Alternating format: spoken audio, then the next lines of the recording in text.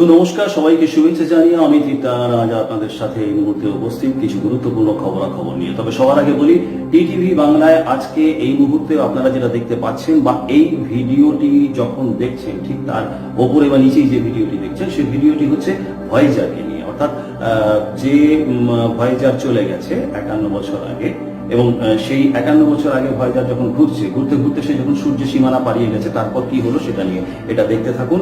এবং আগামী দিনে আপনাদের কাছে চলে আসছি আবার সেই অদ্ভুত ধরনের গল্প নিয়ে, যে গল্পের মধ্যে আপনারা দেখেছেন একটি হারিয়ে যাওয়া মেয়ে, সেই মেয়েটি দিনে বেরোয় না কিন্তু রাত্রে বেরোয়, কিন্তু গল্পের মূল নায়ক বা কেন্দ্রীয় চরিত্র সে কেন তাকে খুঁজে বেড়াচ্ছে এবং সেই মেয়েটির মধ্যে কি আছে এবং সেই মেয়েটির সেই বিশেষ বৈশিষ্ট্য নিয়ে শেষ পর্যন্ত কোথায় পৌঁছাবে, এই গল্প কালকে দুপুর 1টার সময় আবার সেই গল্প শুরু হয়ে যাবে। সুতরাং আজকের অনুষ্ঠান দেখতে থাকুন এবং আগামীকাল 1টা থেকে যে নতুন অনুষ্ঠান শুরু হবে সেই অনুষ্ঠানের প্রতি নজর রাখুন। অন্যান্য খবরের মধ্যে গুরুত্বপূর্ণ খবর হলো, যে মঙ্গল গ্রহ নিয়ে আমরা আলোচনা করছিলাম সেই মঙ্গল গ্রহের একেবারে মাটিতে কিন্তু এইবারে আবার মহাকাশযান নামিয়েছে চীন। ঝুরং নামে তার এই মহাকাশযান সেইখানে নেমেছে। তার উদ্দেশ্য হবে একমাত্র মঙ্গল গ্রহে জল খোঁজা এবং সেই জলের উপযোগী পরিবেশ তৈরি করা এবং তার ফলে সেখানে মনুষ্য বসবাসের উপযোগী কোন পরিবেশ তৈরি করা যায় কিনা সেটা দেখা। আমেরিকার বিশিষ্ট শিল্পপতি অ্যালান মাস্ক তিনি সিদ্ধান্ত নিয়েছেন 2024 থেকে 2026 সালের মধ্যে মানুষ পাঠানো হবে এবং সেই কারণে তিনি আমন্ত্রণ জানিয়েছেন নভোচারীদের এবং যারা যেতে চান তারা আবেদনপত্র দিয়েছেন এবং সেই আবেদনপত্রের পরিপ্রেক্ষিতে ট্রেনিং এবং অন্যান্য কাজ চলছে। টিটিভি বাংলার অন্যান্য অনুষ্ঠানগুলির মধ্যে যে অনুষ্ঠানগুলি আগামী দিনে আরো তৈরি করবে আপনাদের সামনে, তার সম্পর্কে দুই একটা কথা বলে রাখি যে এরপরে আমরা আরো নতুন নতুন অনুষ্ঠান আপনাদের সামনে আনছি। বাগান পরিচর্যা নিয়ে অনুষ্ঠান আনছি, ভ্রমণ নিয়ে অনুষ্ঠান আনছি, সঙ্গীত আনছি এবং অন্যান্য অনুষ্ঠানগুলো আপনাদের মনোরঞ্জন করবে, এটা আমরা আশা রাখি।